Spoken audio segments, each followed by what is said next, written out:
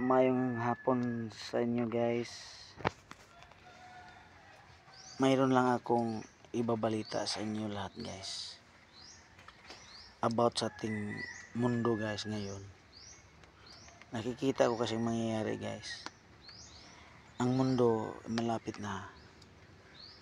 Nasa mga huling araw na tayo eh.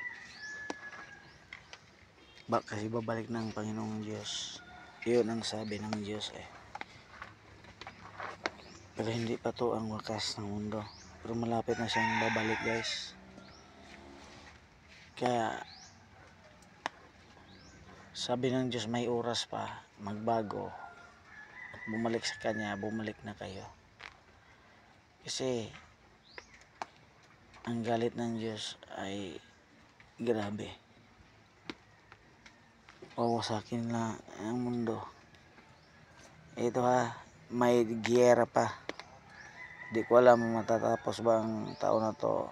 Basta kaya may giyera pa 2020. Iwan ko November, December, basta hanggang 2026 may giyera pa yan. May tsunami pa sa Masin, nakita ko yan. Totoo yan, hindi ko nagsinungaling, nagbibiro. Kaya pinamugaran natin lugar na grabe. Masasama guys. Masasama na mamugad sa ating lipunan. Yung tatlong buhawi yon na hindi na tumuloy yon. Tidal wave, tsunami ang mayari sa Masin. Warning yon. Pero basta may tsunami, kaya pinaalam ko sa lahat to. Yung maniwala sa akin, okay, safe sila. Pag hindi, wala akong magawa. Kasi wala naman ako dito sa Masin pag mangyari yan. Pinalam na sa akin ng Diyos para iligtas niya ang mga tauhan niya. Kasi isa akong tauhan ng Panginoong Diyos eh. Kaya nakakaalam tayo sa mga mangyayari. Lahat ng daming nangyari. Yung nangyari ngayon, pinupost ko nga dati, yung the big one, walang naniwala. Mayroon, pero tingnan nyo, dumating na sa atin. Ang the big one na sa Pilipinas na.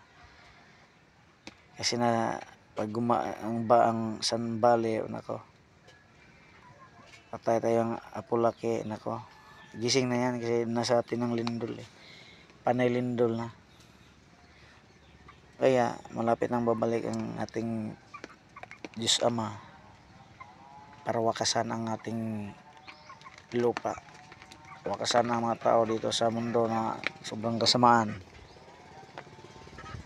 Yung bundok, yung bulkan, ito lang totoo to, hindi ako nagbibiro.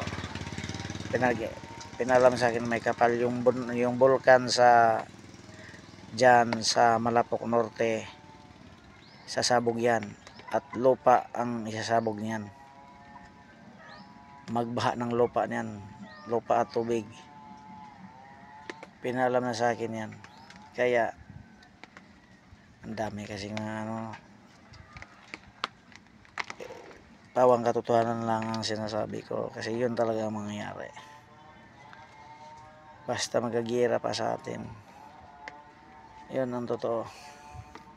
Anong nangyari sa Marcos Sr., ganun din sa Marcos Jr.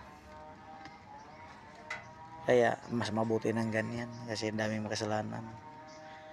Yan talaga, lilipunin na ang mga kasalanan, mga sakim. Kaya abangan natin yan. Inabangan ko yan kasi gusto kong mangyari yan eh. Kasi yung utos sa akin ng Panginoon, yan, para matapos ng mga kasamaan sa mga tao eh. Paparusahan, pag nakita ng mundo na balot ng kasamaan, paparusahan agad yan. Kaya tama lang yan. Praise the Lord. Amen.